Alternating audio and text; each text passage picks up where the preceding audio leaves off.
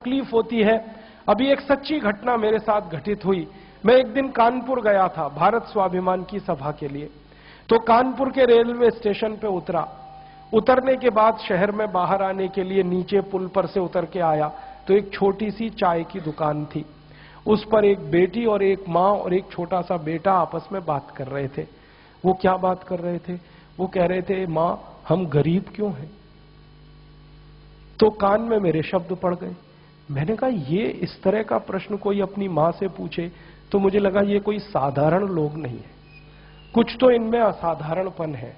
चल के पूछा जाए कौन लोग हैं, परिचय लिया जाए। तो मैं गया उस दुकान पे, मैंने पूछा आप लोग कौन हैं? तो उन्होंने कहा कि हम तात्या टोपे के परिवार के लोग।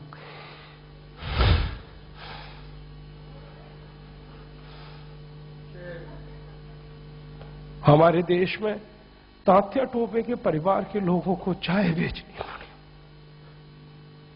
और गद्दारों को सिंहासन मिले, ऐसा ये देश हो गया। जिन लोगों ने तात्या टोपे को मरवाया था वो इस देश में मुख्यमंत्री रह चुके हैं, आपको मालूम है। और एक एक राज्य के नहीं, दो दो राज्य के मुख्यमंत्री रह चुके। तात्या टोपे का गुप्त पता जिन गद्दारों ने अंग्रेजों को बताया था, उस खानदान के कई लोग इस देश में मंत्री रह चुके हैं। झांसी की रानी लक्ष्मीबाई को जिन्होंने मरवाया था वो इस देश में मंत्री रह चुके हैं।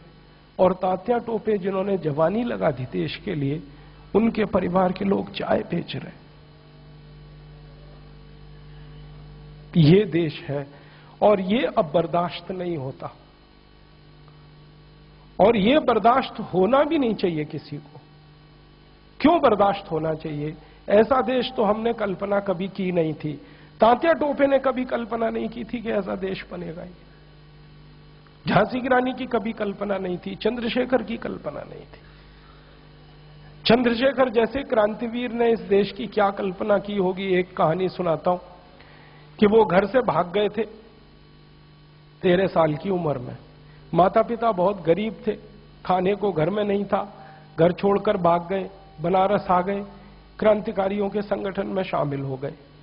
और उसी संगठन ने थोड़े दिन के बाद काकोरी कांड किया था और खजाना लूटा था। तो धन आ गया, थोड़ा सा पैसा आ गया। तो चंद्रशेखर को उनकी मां और पिता का संदेश आया कि जो पैसा तुम्हारे पास आया है इसमें से कुछ हमें भी दे दो, हमारी गरीबी में काम आएगा। तो चंद्रशेखर अपने माता पिता के पास गए थे और एक ही उत्तर दिया था कि मेरी रिवॉल्वर में 2 गोलियां हैं, पैसे तो दे नहीं सकता, ये दोनों गोलियां दे सकता हूं। ऐसा देश चंद्रशेखर का, ऐसा देश तात्या टोपे का अब लुट रहा है। तो फिर क्या करना चाहिए? तो मुझे लगता है कि अब फिर कोई दूसरी बड़ी लड़ाई की तैयारी करनी चाहिए। एक लड़ाई उन्होंने लड़ी, तात्या टोपे ने, झांसी की रानी ने, चंद्रशेखर ने। अब दूसरी लड़ाई हमें लड़नी पड़ेगी, इसके बिना कोई रास्ता नहीं।